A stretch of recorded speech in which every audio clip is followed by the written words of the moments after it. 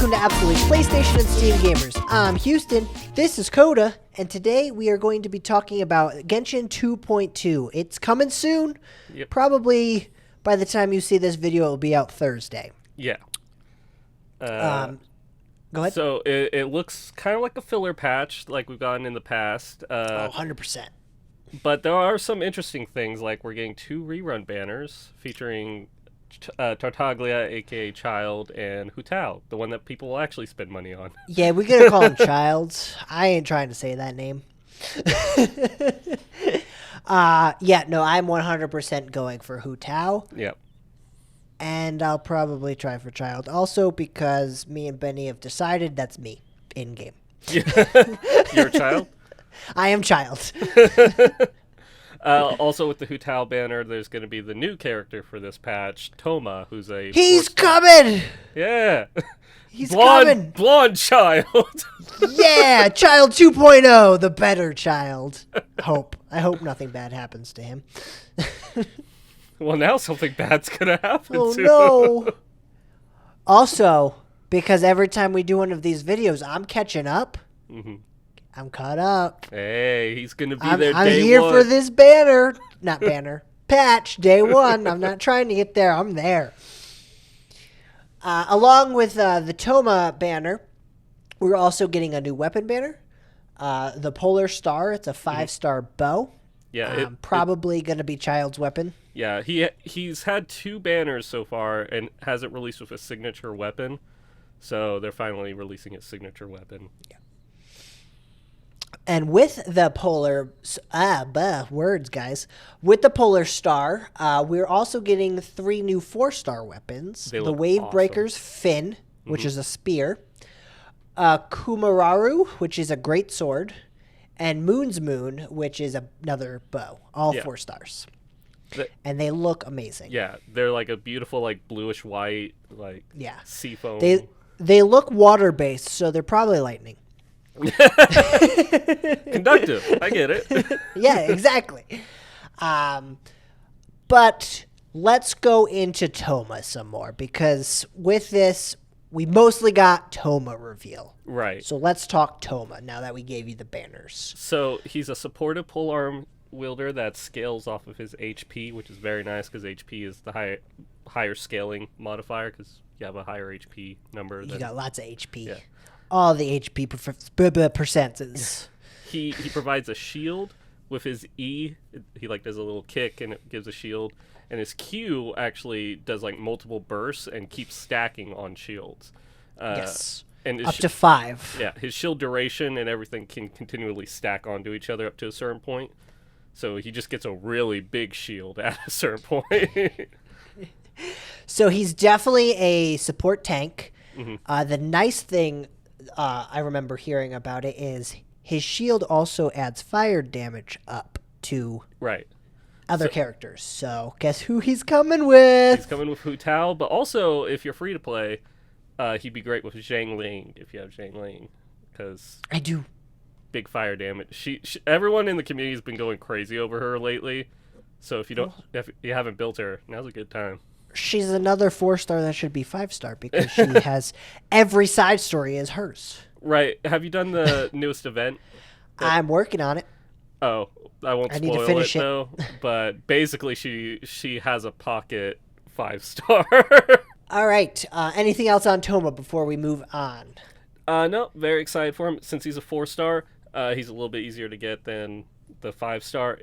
Maybe. Hopefully. You can lose. Hopefully. You can lose it. I remember when Rosaria came out, actually during the last Child banner. So maybe not a good sign. He is still a wanted character, therefore you're going to get all the other 4 stars. Right. I have a C3 Child before I got my first Rosaria. That's awesome. But not awesome. It's not I don't know. Awesome. All right. So up next with this update, we are getting a new island. Tsurumi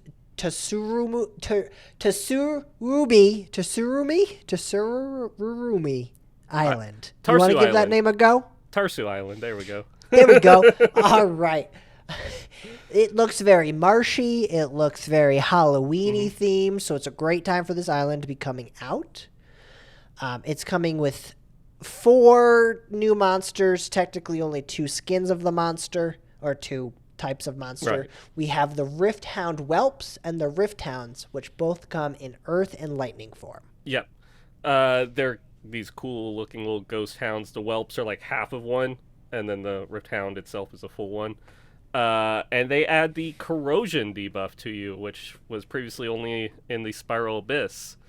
It's unblockable HP bleed, basically. Who needs HP? Yeah, it's fine. It's not that important. You can win with 1 left. I've done it in other games, not this one. It's not known if it works the same way the corrosion did in Spiral Abyss. If it does, that's spooky because it not only affects the character on the field, but affects all the party members when you get hit with it. And it stacks up to 15 times. And you can die from it if you're on the field and it brings you down to 0. Well, that's terrifying. Which is great for Halloween, because it will kind of be the Halloween-ish banner. Yeah.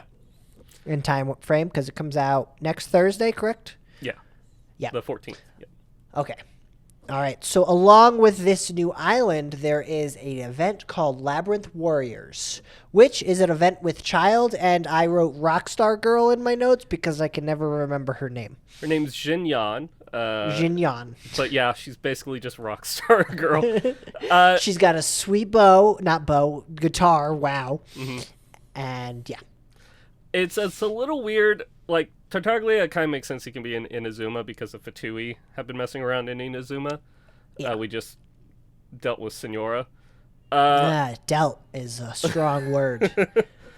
But Jinyan's from Leeway, and she just does concerts in Leeway. And, like, Inazuma has, like, bans against foreign people being in but there. they're kind of sad, so they want some music. I guess. And, I mean, spoilers for 2.1, if you didn't beat it, stop listening now. We saved I. See, I'd get there eventually. Yeah. We saved her, so maybe the bans are gone. It could be, but I don't know. In real life, that would take a while to, like... No! She's a god! She could just snap her finger and done. Come on. But we'll have to see what they're doing. They're invading this, like, ancient ruins with this little puppet samurai guy, and it looks like it's a roguelike. 100% looks roguelike. There was the things they showed, there was like 3 different paths you could choose, and I love roguelike games, so I'm gonna go ham on this tower while it's here, because it's an event, and we know it will disappear eventually. Yep. All right, up next, we have the Shadow of the Ancients event, which is just WoW's archaeology condensed into you're not getting cool stuff. What? You're getting, like, Primo Gem. Like, 2. Yeah, like 2 Primo. 2 whole Primo Gems. I actually think it's like 200, probably. That's probably somewhere around there. You get a pull in a quarter. But it's got 3 phases. The first phase is the investigation phase, where you use the prospector device, which you can put 3 down at a time, and it will point you into the way to find the gears and stuff you need to then move on to phase 2, where you have built these, like, what's it called? Spikes. They called them spikes. Yeah. Which you charge with electric damage while protecting them from oncoming hordes, which then moves into phase 3, where you use them to fight the invincible rune grinder, because he's no longer invincible if you use the device. Right. His regen Wolverine power gets stunned. Yes. allowing you to kill him. But I'll try it out because Primo Gems. Yeah. It looks like a quick nothing event. It does. It doesn't look that interesting to me, but, you know, Primo Gems. So I'll do it. And then next event, we have Tuned to the World Sound. Right. Which is a new but not new event because it's a rhythm game. Right. Which they've done before, you said. So a while back we had an event called the Windbloom Festival in Mondstadt. And for that event, one of the mini games you could do was a rhythm game where you played basically like Dance Dance Revolution, Guitar Hero, Hatsune whatever you Miku. want to call It's it. straight up Hatsune Miku because you're just using Osu buttons. from League of Legends, however you want to relate it. So that now they made that its own full-blown event where we're with Kazuha, who it kind of makes sense. He likes poetry and music. So we're with him kind of using this new fancy instrument that allows us to summon our friends and play music alongside them. It's not really them, it's like our memory of them or whatever. Yeah. But they showed like Zhongli, Ningguang, whole roster of people you can play with. Yep, and you get the floral zither instruments to play, which is a weird ukulele, not ukulele, guitar, not guitar, cranker, accordion, weird thing. Yep. But yeah, there's 3 different modes: normal, hard, and night or something. Hard. I think it's normal, hard, expert. That's it. That sounds way better. I'm thinking WoW. Not WoW. I'm thinking Diablo right now because I've been playing a lot of it. But yes, so after that we have the Dreams of Bloom, which is just straight up a gardening event. Yeah. If you like flowers, you're in luck. Yeah. That's all this is. Yeah.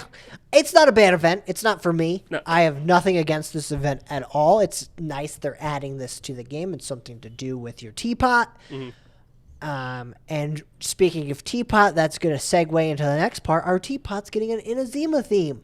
And furniture. Beautiful looking. It is gorgeous. I might finally work on my teapot. Because I have not touched it. I unlocked it and then said, all right, story. It's a good feature. They've been adding to the Surrey teapot now with every update. And how you get this new, like, what they're called is style. How you get this new style is by upping the tree of Inazuma with your little sigils.